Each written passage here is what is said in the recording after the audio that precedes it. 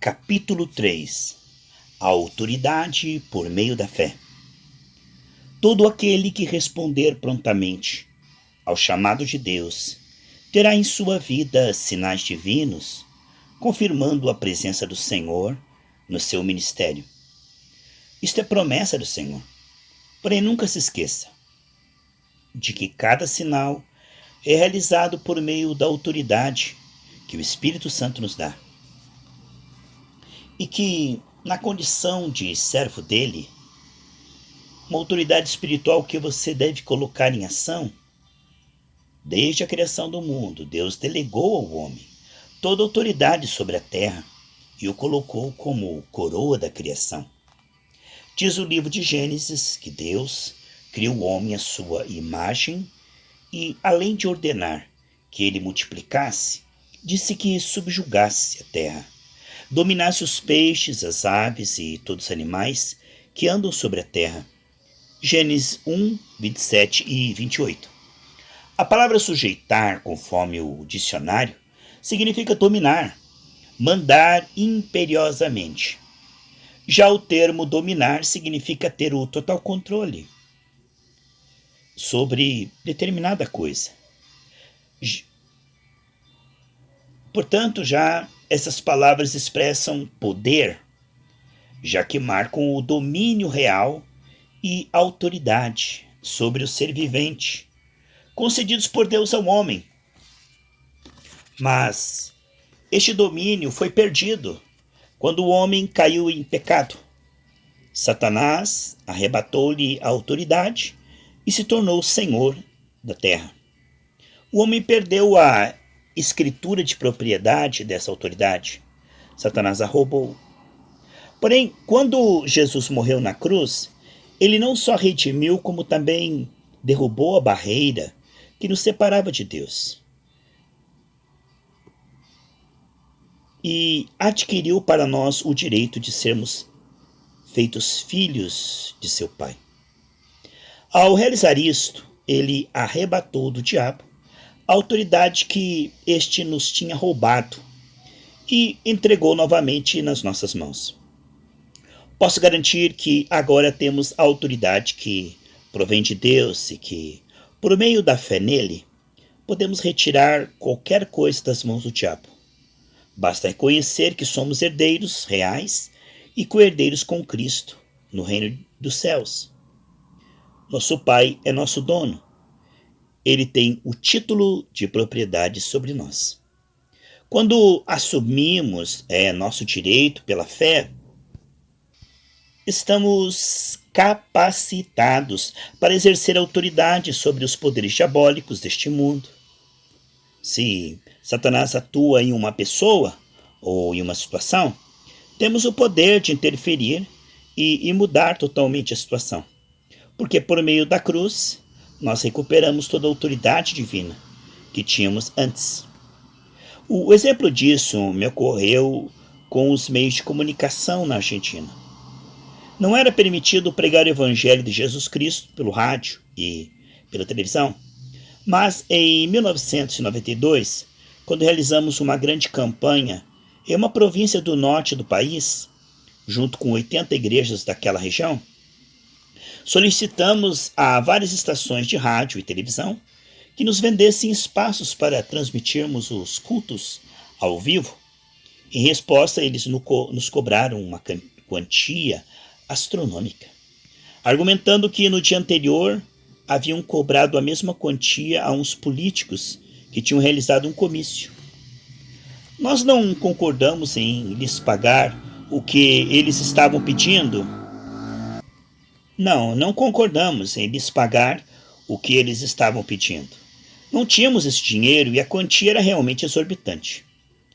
Enquanto isto estava acontecendo, tivemos problema com a liberação do terreno onde nossa campanha seria realizada. As autoridades não quiseram nos autorizar o uso do espaço, mas nós sabíamos que para circos e outras atividades eles não opunham nenhuma resistência. Mas isso também não foi impedimento para que realizássemos a campanha, pois Deus continuava operando.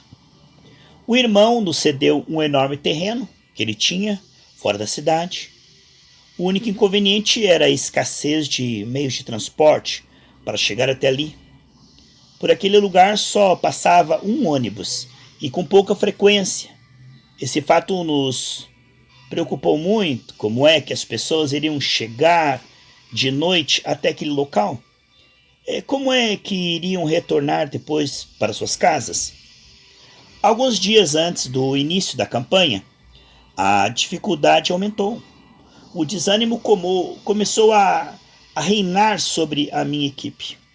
Mas nós decidimos declarar guerra espiritual às hostes infernais e repreendemos ao diabo desta maneira: Satanás, recua. Em nome de Jesus, nós declaramos que está algemado. Portanto, afasta-te dos meios de comunicação, vai embora daqui, porque tu és um vencido. Oramos desta maneira durante vários dias. Quando as reuniões começaram, sentimos um forte apoio de Deus.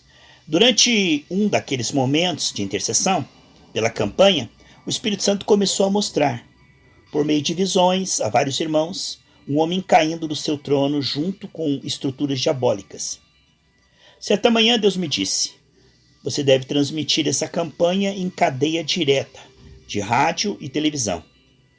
Imediatamente entendi que Deus estava entregando em nossas mãos os meios de comunicação daquela cidade. O homem forte estava derrotado. Falei sobre isso com o coordenador da nossa equipe, o irmão Tito Meda, e ele disse que contrataria todos os espaços de rádio e televisão que necessitava. E foi aí que começaram as surpresas. Os diretores dos meios de comunicação aceitaram nossa proposta de pagar 30% do valor que eles haviam pedido no início. As emissoras de rádio de frequência modulada transmitiram a campanha sem nenhum custo para nós. No sábado, mais de 10 meios de comunicação entre rádio e televisão transmitiam o culto. Porém, as surpresas não pararam por aí. Naquela noite, 5 minutos após a transmissão ser iniciada, os canais de televisão que não havíamos contratado tiveram problemas técnicos e foram obrigados a suspender a sua programação habitual. Toda a cidade, portanto, só tinha como opção assistir a nossa campanha. Nosso Senhor é maravilhoso. Naquela noite, vimos centenas de pessoas se aproximarem da plataforma onde estávamos, sedentos pela salvação oferecida por Jesus. 4 jovens chegaram também junto com a multidão. Estavam tão desesperados que, antes de ouvir a pregação pelo rádio, haviam decidido suicidar-se no próprio automóvel em que estavam. Centenas de milagres surpreendentes começaram a acontecer. Cada um deles foi realmente maravilhoso. Certa mãe que havia tido uma criança com síndrome de Down colocou a criança na frente da televisão. Enquanto eu orava, ela notou que as feições de seu filho iam se transformando. A criança foi curada naquela noite. Centenas de pessoas portadoras de outras enfermidades foram curadas e vários enfermos com câncer deram seu testemunho de cura. A partir daquela primeira transmissão, a campanha se desenrolou de uma maneira surpreendente. Ninguém explicava como, com tão pouco dinheiro, pudéramos conseguir espaços em todas as emissoras da cidade. Mas nós sabíamos qual era a explicação. Exercitamos nossa fé, tínhamos declarado que aqueles espaços seriam nossos. Resultado: a cidade foi inteiramente abalada pelo poder de Jesus. Pregamos ali durante 38 dias e mais 30 mil pessoas aceitaram a Jesus para a glória e honra do seu nome.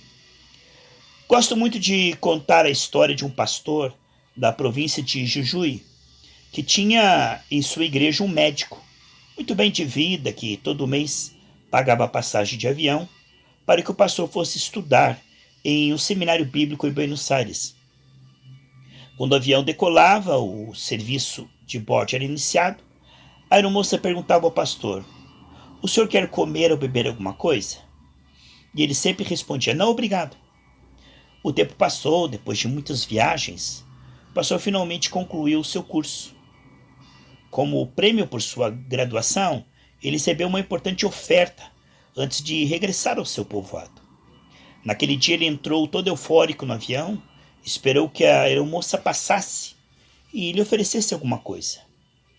Ele aceitou comer de tudo e beber de tudo o que lhe ofereceram, menos bebida alcoólica. Quando estava para aterrissar, o pastor chamou a aeromoça e lhe perguntou quanto deveria pagar por tudo que havia consumido. A aeromoça sorriu e lhe respondeu: "O senhor não nos deve nada, porque tudo já está incluído no preço da passagem." O pastor ficou perplexo. Ele não havia desfrutado de nada daquilo que lhe tinham oferecido durante tantos voos, simplesmente por não saber que tudo aquilo era grátis. A mesma coisa acontece hoje, na Igreja de Cristo. Por ignorância, nós não desfrutamos dos benefícios de Deus, pois não levamos em conta que Ele já providenciou tudo para nós, de forma gratuita. Dispostos a entender. Certa vez um ser celestial, vestido de linho, disse em visão a Daniel que ele não temesse, porque desde o primeiro dia em que havia disposto em seu coração entender e humilhar-se perante Deus, suas palavras tinham sido ouvidas. Mas algo aconteceu enquanto aquele anjo trazia a resposta de Deus até Daniel. Uma forte batalha espiritual foi travada no ar durante 21 dias. O que aquele anjo quis dizer com a palavra entender é que a fé também pode ser interpretada. Ao ler a Bíblia, eu analiso o que me ensinaram por meio da fé. Mesmo que meus conceitos e preconceitos se interponham e tentam limitar a palavra de Deus, isto acontece com muita gente. Todas as pessoas dotadas de cultura científica acham difícil aceitar livremente a fé, pois esta leva-os a romper com seus conceitos científicos. Dentro da igreja, os preconceitos religiosos atrapalham o crescimento das congregações. Só o Espírito Santo, operando de forma extraordinária, pode romper essas estruturas de conceitos e preconceitos. Já as pessoas simples não enfrentam esse tipo de problema. Elas podem aceitar com maior facilidade as manifestações do mundo espiritual. O melhor exemplo que temos é a simplicidade das crianças.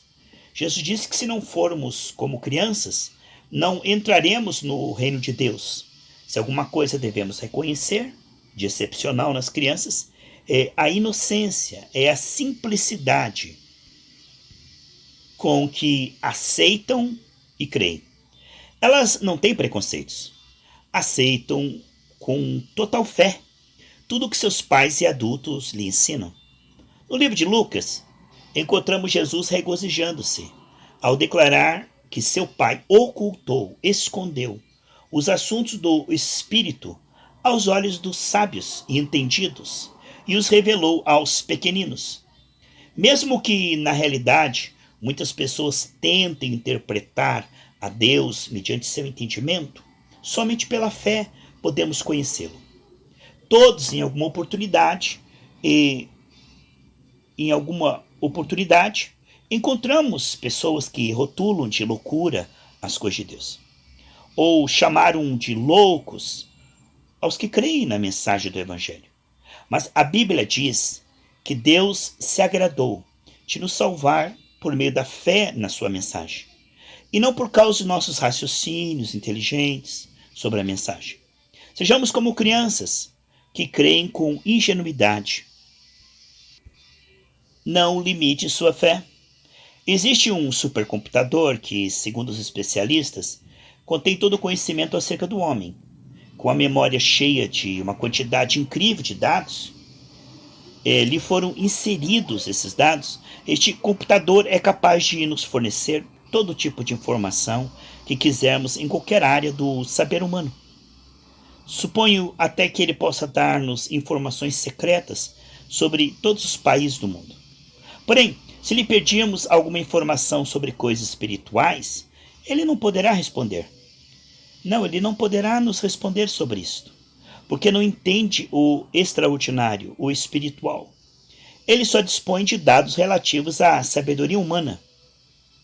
O homem, porém, pode ter acesso a qualquer plano da vida, até o plano espiritual, por meio da fé, já que ele conta com um espírito que o capacita para isto. Em certo sentido, podemos dizer que somos espirituais extraordinários, pois temos um espírito capaz de interpretar assuntos espirituais. Em Gálatas 5, 22 e 23, a Bíblia enumera as graças que constituem o fruto do Espírito: amor, alegria, paz, longanimidade, benignidade, bondade, fidelidade, mansidão, domínio próprio. Podemos observar claramente que a fé é um fruto do Espírito, e somente o homem pode ter acesso a ela, pois é o único ser vivente, que possui um espírito. Só pela fé podemos interpretar o espiritual e ter acesso à autoridade de Deus. Assim mesmo, podemos distinguir dois tipos de fé: a natural e a extraordinária, a que vai além do natural.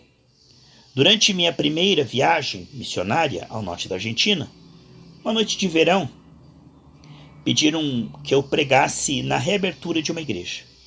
Começamos a convidar as pessoas para a campanha, que duraria 3 dias.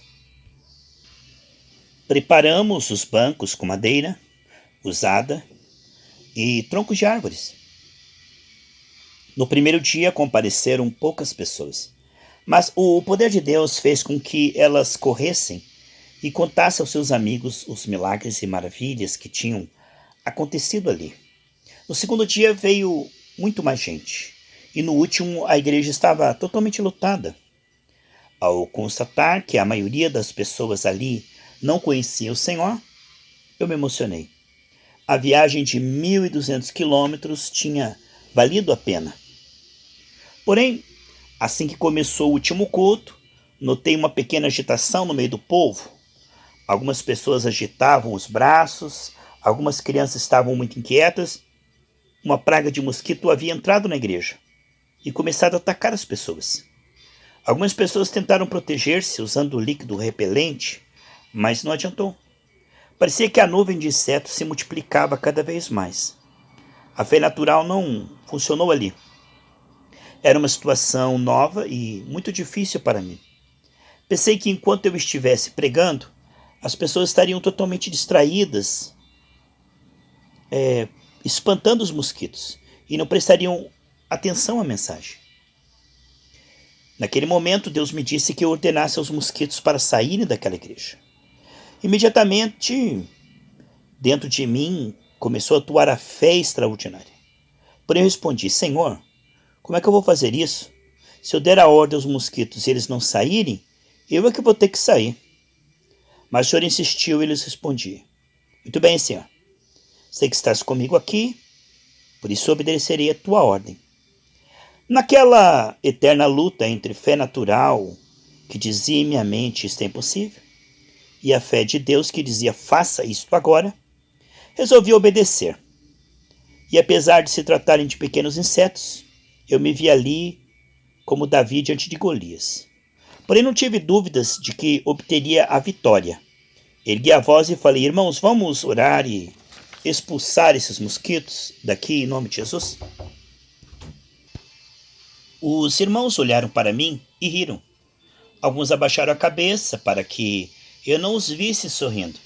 Outros abriram os olhos, surpresos, mas finalmente todos juntos oramos dessa maneira: mosquitos, no nome de Jesus, vão para fora desta igreja agora. Em segundos não ficou um só mosquito dentro daquela igreja. O vento suave os lançou para fora da casa de Deus. Entre o assombro e a alegria, Deus glorificou o seu nome. Ao analisar aquela situação, Cheguei à conclusão de que se Deus der a Adão absoluta autoridade sobre todo ser vivente, inclusive os do ar, isso incluía também os mosquitos. O conflito com relação a isso estava dentro de mim, pois eu não tinha fé extraordinária, além do natural, para crer que os mosquitos iriam obedecer. Mas esse pensamento era fruto de um raciocínio lógico, pois a fé natural me dizia que eu estava louco e que não tinha poder para aquilo. Eram preconceitos, ideias preconcebidas. Porém, quando a fé natural veio sobre mim, trouxe-me a autoridade divina e expulsamos aqueles mosquitos. O preconceito forma estruturas tão sólidas no ser humano que impede que a fé se desenvolva com autoridade. Não pense que só falo a respeito dos que não conhecem a Jesus e não têm fé nele. Falo também dos que creem, mas limitam sua fé extraordinária que vai além do natural. A Bíblia relata o momento em que Filipe conheceu a Jesus. Tal foi a sua emoção que procurou imediatamente seu amigo Natanael para contar sobre aquele a quem havia conhecido. Diz que tinha falado com Jesus, o filho de José, o carpinteiro de Nazaré. Então Natanael respondeu: pode vir alguma coisa boa de Nazaré?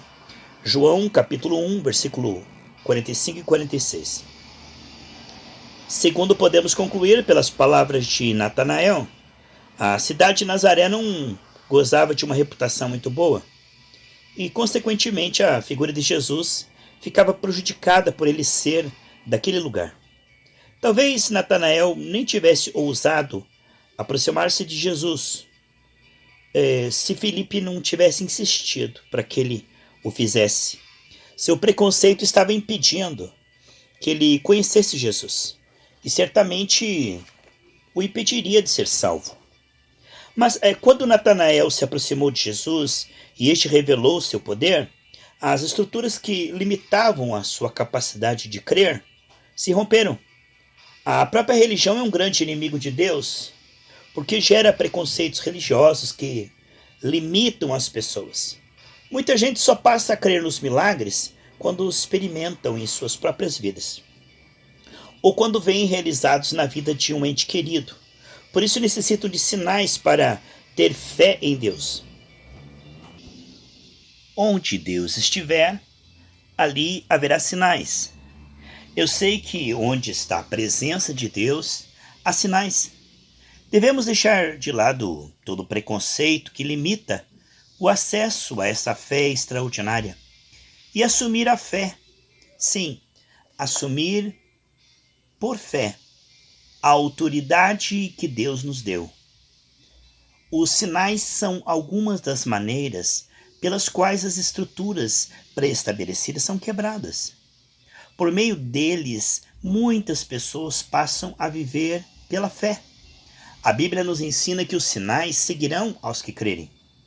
E estes sinais são: em meu nome expulsarão demônios, falarão novas línguas, pegarão em serpentes e, quando beberem alguma coisa mortífera, não lhes fará mal nenhum. E porão a mão sobre os enfermos e os curarão. Marcos 16, versículo 17 e 18. Creio firmemente que esses sinais não são para a igreja, e sim para os incrédulos. Penso que Deus dá sinais por meio de sua igreja, para que outros creiam. Pessoalmente posso confirmar isto em cada campanha que realizo. As pessoas creem e ativam sua fé ao ver os sinais de Deus. Um paralítico caminha, um canceroso que é curado, um oprimido que fica liberto de demônios. É por isso que em cada reunião eu convoco as pessoas para receberem milagres e subir à plataforma para contar o que Deus fez na vida delas. Isto incentiva outros a crer e ter sua fé desafiada. Quando Deus mandou Moisés tirar Israel da terra do Egito, Moisés disse que o povo não creria que Jeová o havia enviado. Então Deus chamou a atenção de Moisés para uma simples vara e a transformou em uma cobra. Moisés se assustou, se distanciou dela, mas Deus disse que estendesse a sua mão e pegasse a serpente. Sim, pegasse a serpente pela cauda. Assim ele fez, e ela se transformou novamente em uma vara. Estes e outros sinais demonstrariam aos israelitas que Deus havia aparecido a Moisés. Êxodo capítulo 4, versículo 2 ao 9. O povo de Israel também necessitou ver sinais para crer. Ao vê-los, até os incrédulos creram e seguiram a Moisés, pois havia sinais de Deus que o autorizavam e acendiam a fé naquelas pessoas. Mesmo não vendo a Deus, eles sabiam que por trás daqueles sinais estava Deus. O mesmo aconteceu com Nicodemos. Quando ele se aproximou de Jesus, disse-lhe: Ninguém poderia fazer esses sinais miraculosos que tu fazes se Deus não fosse com ele. João 3,2. Este homem reconheceu, mediante os sinais que acompanhavam Jesus, que ele havia sido enviado por Deus. O ministério público de Jesus foi alicerçado em sinais. As grandes multidões iam atrás dele para ver o seu poder de curar e libertar. Quando João Batista duvidou se Jesus era ou não era o Messias que havia de vir, o que Jesus fez? Eis o relato bíblico. Os discípulos de João anunciaram-lhe todas essas coisas. João, chamando 2 discípulos, enviou-os a Jesus, dizendo: És tu aquele que havia de vir? Ou havemos de esperar outro? Quando aqueles homens chegaram a Jesus, disseram: João Batista enviou-nos a perguntar-te: És tu aquele que havia de vir? Ou havemos de esperar outro? Na mesma hora, Jesus curou a muitos de enfermidade e males e espíritos malignos, e deu vista a muitos cegos.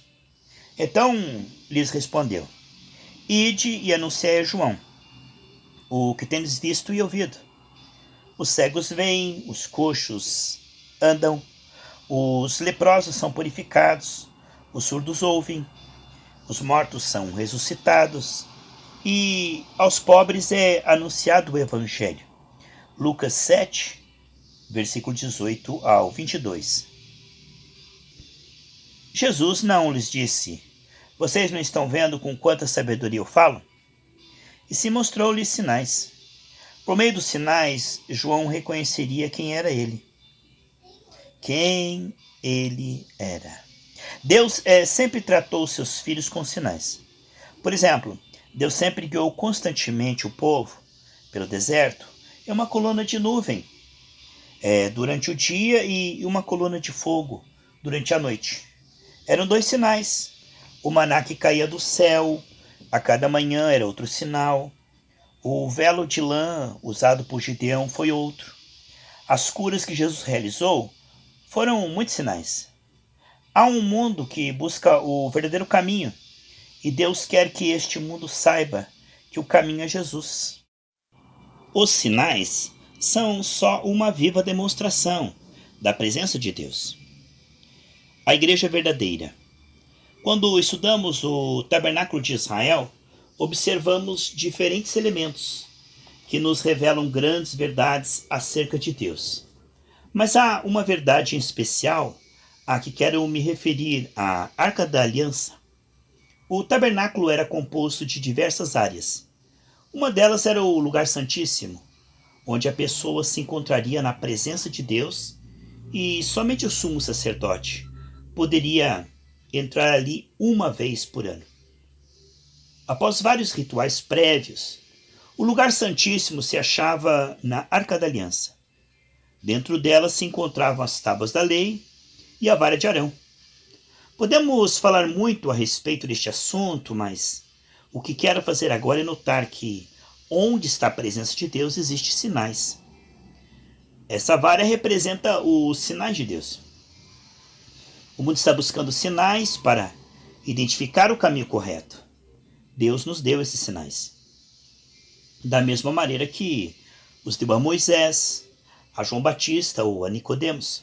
No entanto, hoje muitas seitas, religiões, bruxos, magos, adivinhos, mentalizadores iluminados se levantam com sinais mentirosos e afirmam ser a encarnação de Jesus, ou dizendo: este é o caminho. Diante de semelhantes mentiras e enganos do diabo, o que devemos fazer? Ou proclamaremos o evangelho de palavras persuasivas de sabedoria humana, ou faremos uma demonstração de que o Espírito Santo está conosco e tem todo o poder. Agora, vejamos bem. Se você quer saber qual é a verdadeira igreja, quero dizer-lhe algo importante para que você não se engane em sua busca. A verdadeira igreja de Deus contém os sinais descritos nessa passagem. Ide por todo o mundo, pregai o evangelho a toda criatura. Quem crer e for batizado será salvo, mas quem não crer será condenado. E estes sinais hão de seguir os que creem. Em meu nome expulsarão demônios, falarão novas línguas, pegarão em serpentes e, quando beberem alguma coisa mortífera, não lhes fará mal algum. Imporão mão sobre os enfermos e os curarão. Marcos 16, versículo 15 ao 18. A primeira parte do texto pode ser comum em muitas igrejas, porque elas pregam o evangelho. Outros batizam os que creem. Mas o que diferencia as igrejas são os sinais que seguirão os que creem. Portanto, você deve buscar uma igreja na qual os sinais prometidos pelo Senhor são encontrados, onde os oprimidos espirituais são libertos, onde se fala em línguas celestiais, onde se aceitem desafios e onde os enfermos sejam curados. Nosso Senhor Jesus Cristo deu toda a autoridade aos seus discípulos, para que eles curassem enfermos, libertassem os endemoniados. Assim ele diz em sua palavra. Chamando a si os seus 12 discípulos, deu-lhes poder sobre os espíritos imundos, para os expulsarem e para curarem toda sorte de doenças e enfermidades. Mateus capítulo 10, versículo 1. Essa autoridade é a mesma que Deus entregou a você e a mim. Com ela podemos mostrar ao mundo os sinais de Deus, para que o mundo creia.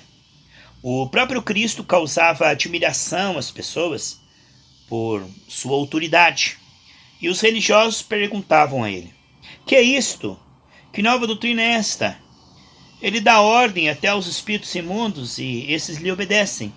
Marcos 1, 27. Para as estruturas religiosas, com fortes preconceitos estabelecidos, a autoridade de Cristo foi uma nova doutrina.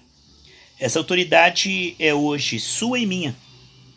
Aceite o desafio de se apossar pela fé da autoridade de Deus e desta forma enfrentar enfermidades, demônios e todo tipo de barreira espiritual que surgirá no seu caminho no exercício da fé.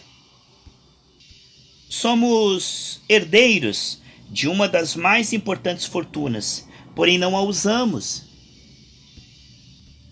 Tome a autoridade pela fé e você obterá resultados surpreendentes